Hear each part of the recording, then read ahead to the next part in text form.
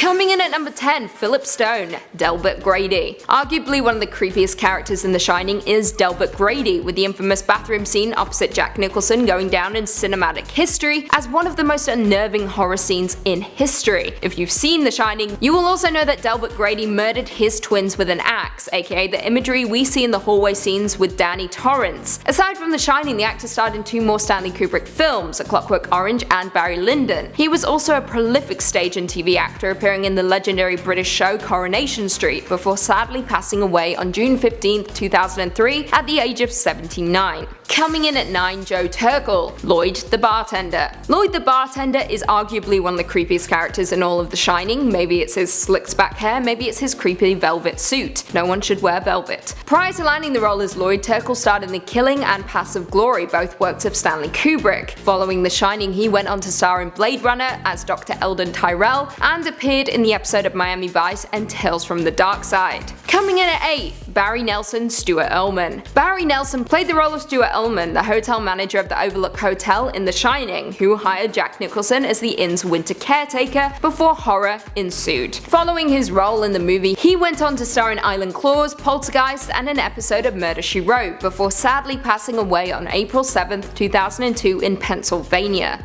Coming in at number 7, Lisa Feldman, Bathwoman. Of course, we can't do a Shining list without including the terrifying woman from the bathroom. You know what scene I'm talking about. Jack Nicholson goes in, there's a beautiful woman in the bathtub, they hug, they kiss, she then morphs into a molding old woman and tries to kill him. Now this is a short point, but the actress only appeared in The Shining, and that's about it. She is currently living a quiet life in Zurich, Switzerland, and that's all I have to say about that. Sorry. Coming in at 6, Barry Dennen, Bill Watson. Barry Dennen was a stage actor known for his roles in Cabaret and Jesus Christ Superstar, before nabbing the role of Bill Water, the summer caretaker of the Overlook Hotel. Following the role, he went on to have quite the fruitful career, starring in Superman 3 and Titanic before switching over to video games, voicing characters in Metal Gear Solid 2, World of Warcraft, and The Rise of the Argonauts. Coming in at 5, Scatman Crothers, Dick Halloran. Jack Nicholson was the one to recommend his friend, musician and band member Scatman Crothers to director Stanley Kubrick for the role of the ill-fated chef Dick Halloran in The Shining in 1980. Following the movie, he went on to star in Bronco Billy, Zapped, Twilight Zone the movie, and Two of a Kind. However, 5 years after the release of The Shining, Crothers was diagnosed with lung cancer, but kept his condition a secret and continued to work up until his death in 1986. Coming in at number 4, Lisa and Louisa Burns, The Grady Girls. Twins Lisa and Louisa were just 12 years old when they appeared in The Shining as the Grady twins, sinister and spooky children murdered by their father who haunt Danny in the hallways of the Overlook Hotel. Now, at 50 years old, the twin actresses haven't appeared in any further films, aside from an episode of the TV show Kids in 1971 before taking on the roles in The Shining. They have since stepped away from the limelight, however in 2014 they attended a 50th anniversary screening of Doctor Strangelove at the BFI in London. The twins do share a Twitter account where they regularly post about the film and their characters, as well as keeping the world up to date on their lives, because we need to know. Coming in at number 3, Danny Lloyd, Danny Torrance. Oh, Danny Lloyd, he was the adorable Danny Torrance who turned out to be the hero of the movie and evidently the smartest character in the whole of The Shining, as he backtracked through the snow to fool his father who was wielding an axe and trying to kill him. Over 5,000 kids auditioned for the role of Danny Torrance, the young boy who possesses the Shining ability. Danny was cast, and the idea for him to move his finger when talking to Tony was actually his own idea. Smart boy. Kubrick, unlike our number 1 point, was very protective of Danny and told the young boy that they were shooting a drama movie instead of horror, often shielding him away from the violence and blood. It wasn't until Danny was a teenager that he actually saw the movie. Danny Lloyd only appeared in one more film, a 1982 TV movie called Will, the autobiography of G. Gordon Liddy. He subsequently retired and is now a biology teacher at the community college in Elizabethtown, Kentucky. Coming in at number 2, Jack Nicholson, Jack Torrance. I mean, we all know what happened to Jack Nicholson. He's still a badass and still killing the Hollywood film industry. Well, kind of. Nicholson was Kubrick's first choice for the role of author and father Jack Torrance, with other actors up for consideration being Robert De Niro, Robin Williams, and even Harrison Ford, though none of them were approved by Stephen King. Prior to The Shining, Nicholson had won an Academy Award for Best Actor in One Flew Over the Cuckoo's Nest. And following the movie, Nicholson went on to star in As Good as It Gets, The Departed, The Bucket List, and How'd You Know?, the latter being Nicholson's last movie, in turn resulting in rumours of his retirement from acting. We shall see though, it has been 10 years. That's crazy. No one's seen him in 10 years. He did get fat. And finally, coming in at number 1, Shelley Duvall, Wendy Torrance. At this point, most of us will know that The Shining shattered Shelley Duvall in every way possible, ultimately leading to her demise, mentally as well as in her career. Let's track back though. In Stephen King's novel, the author envisioned Wendy as a privileged, sheltered former cheerleader type, with Jack Nicholson suggesting Jessica Lange for the part. However, Kubrick made some changes to the story and instead saw Wendy as more emotionally fragile and cast Shelley, going against King's wishes. Now, Duvall had to sacrifice a lot for the role of Wendy, prompted by the severe methods of Kubrick, who was said to behave tyrannically toward her in order to keep her in character and fragile. Back in the 80s, Duvall was on the rise, but following The Shining, her career began to nosedive, simply because she was emotionally destroyed. She retreated out the public eye following her last screen performance in Manna from Heaven in 2002, and she has since kept to herself in her rural Texas home. Most will remember her interview on Dr. Phil, which showed her terrible mental state. She even claimed to be talking to Robin Williams, who was dead at the time. Starting off the list at number 10 is James Michael Tyler, also known as Gunther. Good old Gunther. Did you guys know that Gunther wasn't actually supposed to be a recurring character on the show? The actor has come forward with the real story and explained that he was an extra on set that day and he was the only one who knew how to work the espresso machine. But they ended up loving the dynamic he created with the other characters, so they kept him in. He didn't actually have a line until the 33rd episode, and from there his character just kind of formed his own backstory. So where is he now? Well, first off, his hair is not white. It's actually brown, and he's living in downtown LA near the Hollywood sign and admits that people will often recognize him as Gunther and ask for a selfie. As for acting, he hasn't really been in anything since 2013, he's kinda just living life like a normal guy now. He still keeps in touch with the rest of the cast from time to time, but isn't really into the idea of a reboot. When asked about it, he said, "I don't know if a reboot would have the same weight or quality. It won't even be close to as good as what it was, so why do it? For the fans, Gunther. Do it for the fans." Up next, number 9 is Maggie Wheeler, who took on the iconic role of Janice. You know, the girl who always like, "Oh my god, Chandler Bing." You can probably still hear it, you know, the laugh, the one that sounds like a dolphin. Have you ever wondered what happened to the nasal voice legend? Well, after Friends went off the air, she got into some other big shows like ER, How I Met Your Mother, and Californication. She's created a great career for herself, and her latest gig is voicing Trudy Pickering in the new Addams Family movie. As for her personal life, she's now 58 years old and has been happily married since 1990. She's also a mom. She has 2 daughters named Juno and Gemma, and personally, if I was friends with her daughters, I would go to their house and ask Maggie to do the laugh, like all the time. She probably gets asked to do that all the time, and it's probably super annoying for her. As for a possible reunion, she is on board for it. During an interview with Today Extra, she said, "I think a reunion in many ways would be great fun and a wonderful celebration, but it is unlikely to happen." Well, way to crush all my dreams, Janice. Swiping the number 8 spot is Cali and Noelle Sheldon. They count as one because they are twins and they took turns playing the same character. I bet you're wondering what Emma would look like nowadays, Rachel and Ross's beautiful little girl.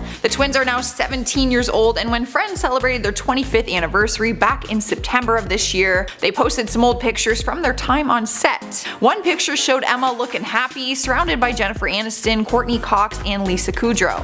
And in the other picture was Jennifer cozied up in a chair holding baby Emma like she was truly her own. The twins posted the pictures to their Instagram and captioned it, "The one where it all began."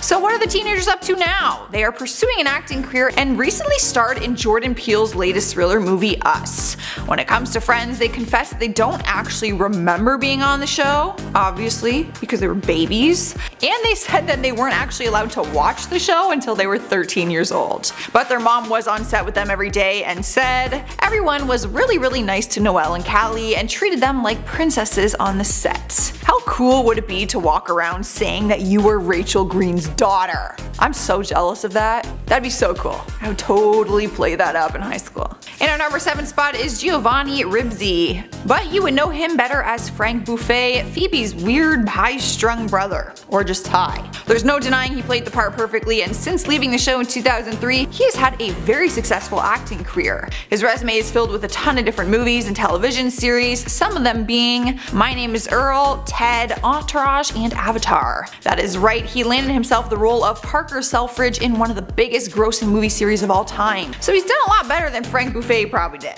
As for his personal life, he's been a big activist for Scientology throughout the years, and although his character Frank couldn't have kids on the Friends series, he has 2 twins of his own, which is a coincidence. He welcomed them home earlier this year with his wife, a designer named Emily Ward, and they are one cute little family. Cruising into the number 6 spot is Matthew Perry, also known as Chandler Bing. Now his story isn't as happy as the other ones on this list. As Chandler, he won over the hearts of millions and even got nominated for Outstanding Lead Actor in a Comedy Series at the Emmys back in 2002, but throughout his entire career he has suffered from a drug addiction. After Friends had its final season, Matthew went on to star in some other things like 17 Again, Scrubs, and The Odd Couple, but he hasn't booked a role in years, and that is because news headlines have surfaced about his rehab stints and sex scandals. The addiction came for him back in 1997 after he got into a jet ski accident and got hooked on Vicodin. Since then he hasn't been able to stay sober, his life is full of drinking and drugs, and he is currently bouncing between hotels around LA.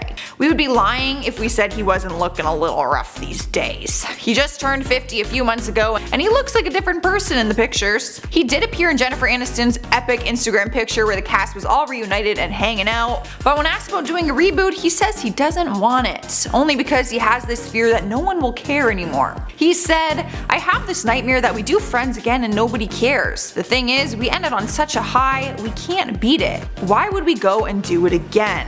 Damn it, Chandler! We care! How do they think that the fans don't care? We care. Please give us a reboot. Halfway through the list, number 5 is Courtney Cox, our favorite over-the-top OCD crazy person, Monica Geller, aka me. If I was a Friends character, I would definitely be Monica. Originally, Courtney auditioned for the role of Rachel, but the producer thought she was a better fit for Monica, and I think it is safe to say they made the right decision in the end. She is the perfect, perfectionist, bossy, competitive, obsessive Monica that we all came to know and love, or we hated her. Since leaving the show, she continued to add some things to her acting resume, like a lead role on the TV series Cougar Town, but for the most part she keeps a pretty low profile. She went through a divorce with her ex-husband David Arquette, but they welcomed a daughter named Coco in their family beforehand. She remains incredibly close with her daughter, who I can imagine has probably seen every Friends episode ever. Good news is she is all for a reboot, or a reunion, whatever. Back in 2018 she said that she would love to do it, but that she doesn't think it'll happen. She spoke with People magazine and said, "I would do anything to be in a room with all those people acting and having a great time,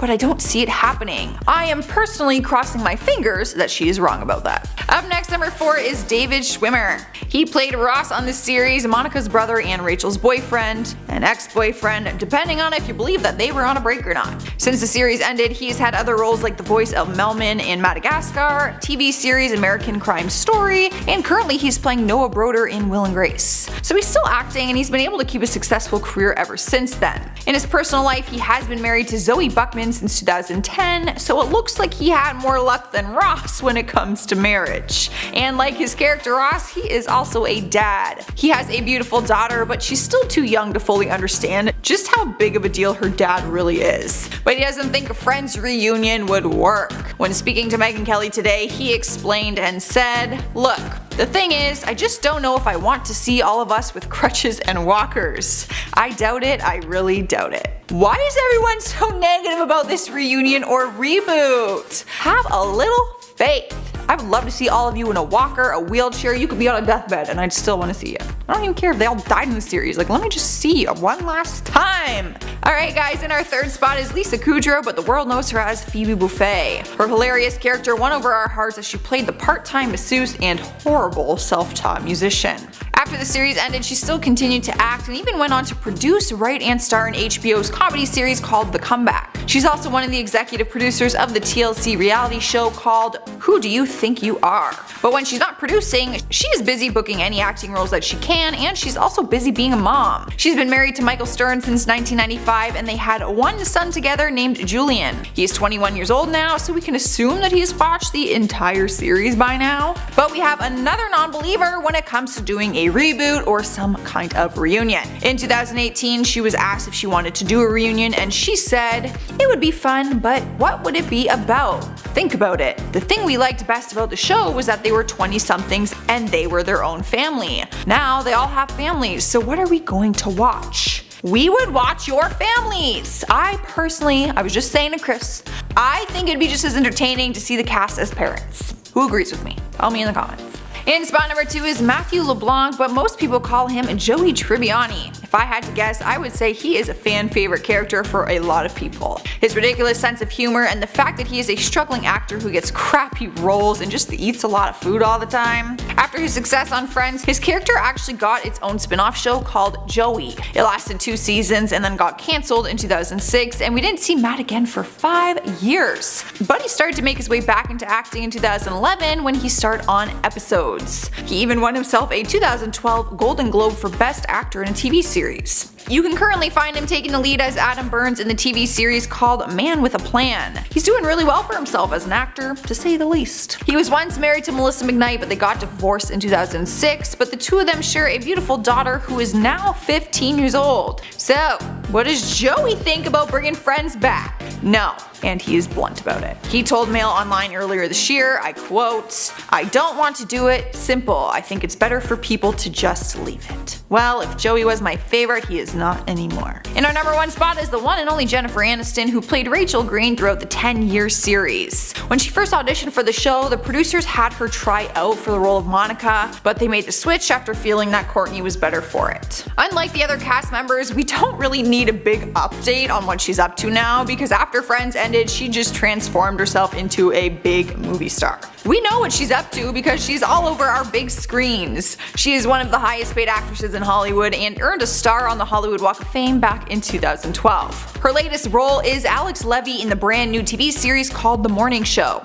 As for her personal life, she has gone through 2 divorces since Friends went off the air, so I guess she is Ross. She is currently single and has no kids, so gentlemen, there's still a chance. And to top it all off, she is the only person who actually seems excited at the possibility of a reunion. She told Ellen DeGeneres that she thinks it is wonderful and that she misses the show every day. So maybe she can knock some sense into the rest of the gang and rally the troops for a new season. Here's hoping. Here's really frickin' hoping. They're in talks, baby. That's step 1. Step 1. They're in talks. Starting off our countdown at number 10 is Rondell Sheridan, the Papa Bear on the show. You would know him as Victor Baxter, the hilarious man of the house in the Baxter family. He was incredibly goofy and lovable. It was hard not to wish that he was our own dad sometimes. The series ran from 2003 to 2007, and then he reprised his role for the spin-off show Cory in the House, which ran from 2007 to 2008. The majority of his acting career was playing this role. He booked a few jobs after that, but nothing really big, and then in 2018 he reprised his role for the reboot show Raven's Home. His acting resume is just a lot of Victor Baxter.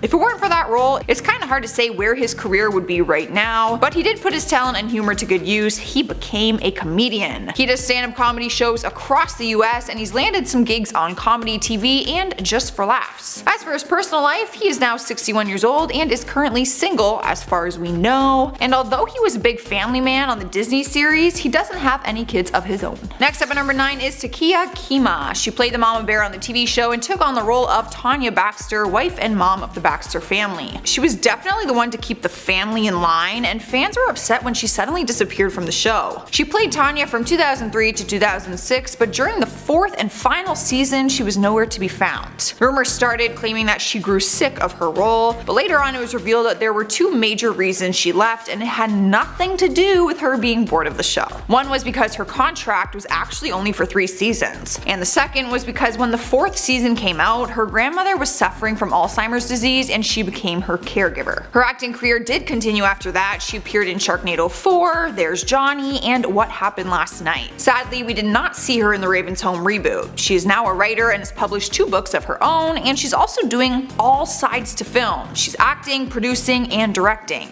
Outside of the Baxter family and in her own personal life, she too is single and has no kids of her own. You thinking what I'm thinking? Rondell and Takia should get married. We saw how adorable they were on the show. I say they give it a try in real life. Swipe at the number 8 spot is Rose Abdu, also known as the Spanish teacher Señorita Rodriguez. She took on the role from 2003 to 2006, but her career did not stop there. She's also well known for her role as Gypsy on the TV series Gilmore Girls. But she stuck with Disney throughout the years and also showed up in Wizards of Waverly Place, Good Luck Charlie, and Hotel Transylvania. Her acting resume is stacked with great roles, starring on Parenthood, Shameless, Scandal, and she is currently playing Linda on Bless This Mess. As for her personal life, she is married to a man named John Matta, but they don't have any kids of their own. She's now 56 years old, and by the looks of her IMDb page, which is full, she's really focused on her acting career and it shows. In the number 7 spot is David Henrie. He took on a number of roles when he was a kid actor, but one of his memorable ones was Larry,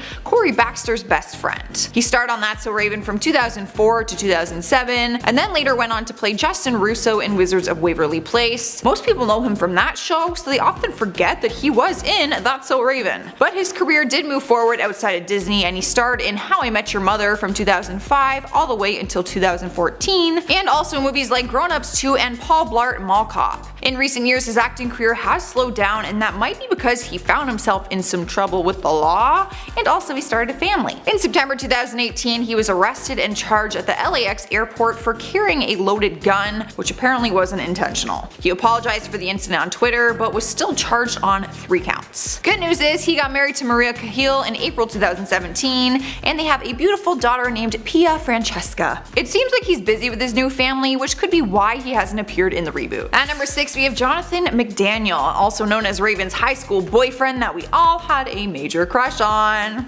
Don't even try to deny it, ladies. He was in the series from 2003 to 2006, and fans were thrilled to see him make his return as Devin Carter in the new reboot series Raven's Home. He didn't play her boyfriend this time, but he actually played her ex-husband and baby daddy to their 2 twins, which is kinda heartbreaking that they didn't work out. The series began in 2017 and is scheduled to run until 2020, and as of now, it is looking like he will be continuing with the show until then. But outside of That's So Raven, he still made an acting career for himself, starring in TV series like 9, Aim High, and Hit the Floor. But you might also know him as Lil J. That's right, he is also known as being an American rapper. First came into the music scene back in 2002 with his debut single called It's the Weekend. His music slowed down after 2013 when he booked the role of German Vega on Hit the Floor. It seems like he's focusing on acting now, but I know what you're all wondering. You girls are probably like, Joss, tell us the good stuff, is he single? According to online records, the 34-year-old is currently single, and he is busy being a dad to a beautiful little girl named Aza J and a son named Asher Levi? Yo, it's your kid's name, I don't know how you say it. I'm not totally sure what happened to baby mama. Some articles claimed that he was married to a woman named Jacqueline for a year, but honestly, his love life is a mystery, and Wikipedia says he ain't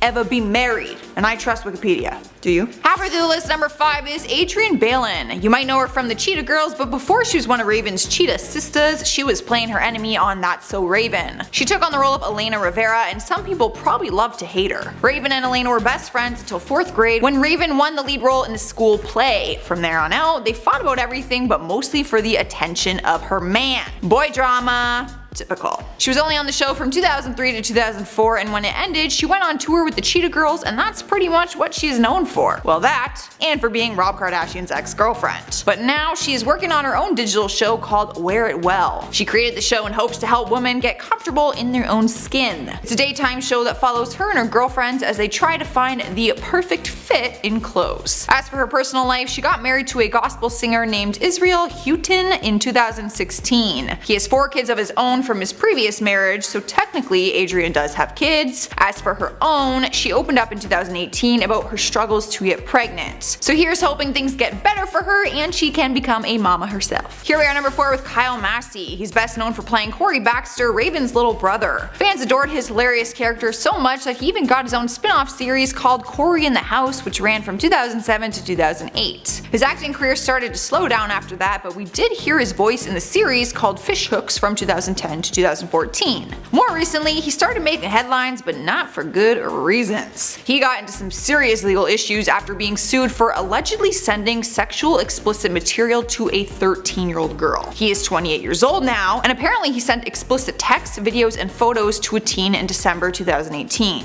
He was sued in March 2019 and was sued for $1.5 million according to the lawsuit. Things aren't going too well compared to his time on Disney. His latest acting gig was playing a customer in a movie called I Got the Hookup Too. In our third spot is Orlando Brown, also known for playing Eddie Thomas, Raven's best friend and almost boyfriend. He appeared on the show from start to finish, and he was definitely a fan favorite character, which is why it was such a shame to see his career start to crumble. After the series ended, he went on to book a few acting roles whenever he could, but nothing that put him on the map. He even dabbled in the music industry for a little bit, but did not quite succeed. Throughout the more recent years, Orlando has been in trouble with the law and has been arrested for multiple things. In 2016, he was arrested and charged with possession, misdemeanor domestic battery, and obstruction of justice. His behavior started getting weird. He got a horrific tattoo of Raven's face on his neck, which Raven herself has said makes her uncomfortable, and he smiled in his mugshot, so it kinda looks like he's making the best out of a bad situation. But in December 2018, he appeared on a special interview with Dr. Phil where he opened up about his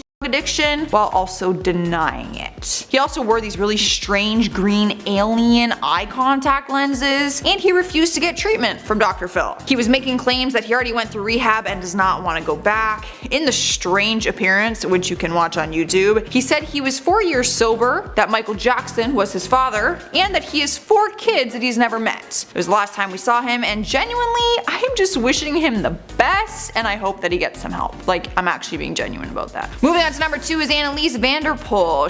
Her breakout role was Chelsea on the series, Raven's other best friend. Her hilarious personality was impossible not to fall in love with, and fans were thrilled to hear that she would be reuniting with Raven in the new series Raven's Home. It's crazy to see them all grown up but still having that same friendship that we adored. After the series ended back in 2007, she appeared in some other smaller roles, but she mainly got involved with theater. She made her Broadway debut as Belle in Beauty and the Beast, so her talent is still being put to good use.